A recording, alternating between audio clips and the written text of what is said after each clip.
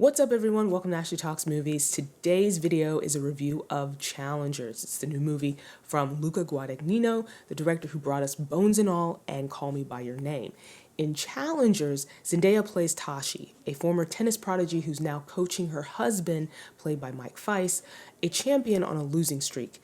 But things take an unexpected turn when her husband faces off in a match against his former friend, played by Josh O'Connor, who also happens to be Tashi's ex-boyfriend. Before I jump into the review, a quick plug.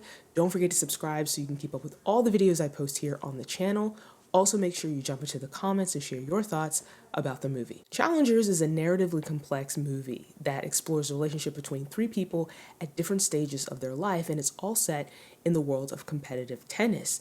Now, what makes the movie so compelling is how it chooses to tell the story, and it does so in a very non-linear way. When we first meet the characters is at a tournament in New York. From there, more details are revealed about the characters and their relationship with each other. And so often the movie is going from the present to the past, back to the present, and then to the past again.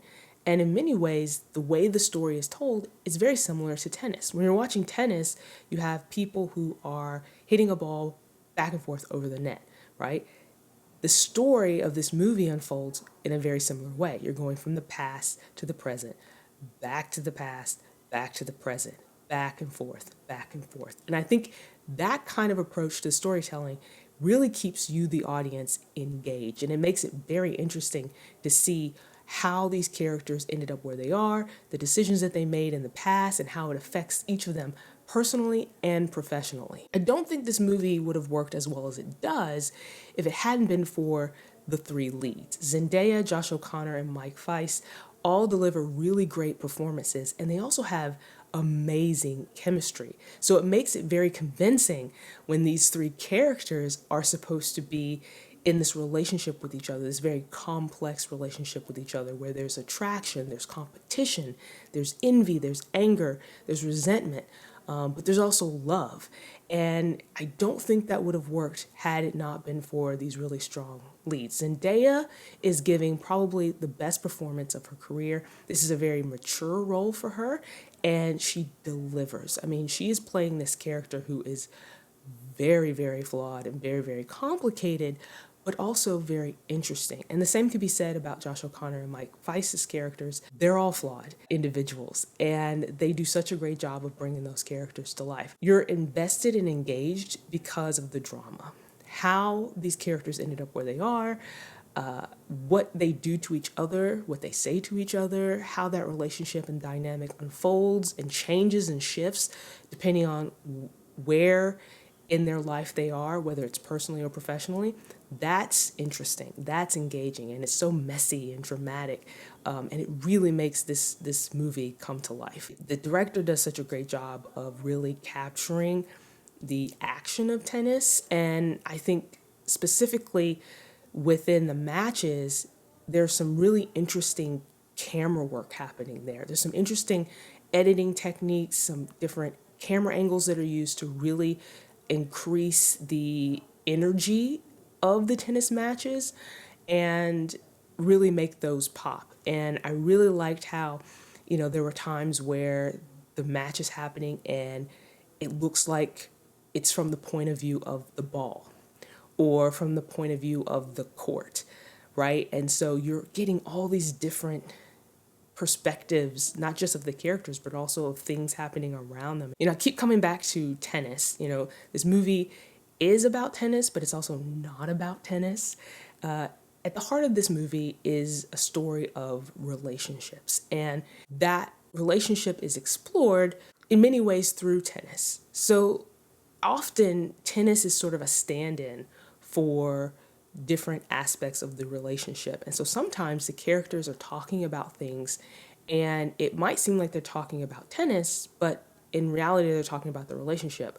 Or they're talking about their relationship, but in reality they're talking about tennis. And so often those two things, the relationship and tennis, are interchangeable and also connected. So you've probably seen the marketing for this movie, and you've probably heard people discuss this movie, and one of the words that will often be used to describe this movie is sexy. And yes, this movie is sexy, but as someone who has seen this movie, let me say this. It's sexy, but not explicit or graphic, nothing gratuitous. What makes this movie sexy is there's a lot of want and desire that is shown in this relationship. So often, there's like these really intense makeout scenes or characters looking at each other. There's the longing, right? The want, the desire. There's a lot of touching, but nothing too explicit. A lot of this is that sexual tension, that charge that these characters have with each other that really make this movie sexy. One last thing I want to mention about the movie is the soundtrack, and it's created by Atticus Ross and Trent Reznor, and it's an amazing soundtrack. Okay, it's a really amazing soundtrack, and it really amplifies this energy, this electricity that is flowing through this movie, and I really, really dug it. However, there were times where the music, at least for me, was very overpowering. And at times, I couldn't really hear what the characters were saying in those moments. Now, I don't know if that was intentional, but those times really kind of took me out of the movie.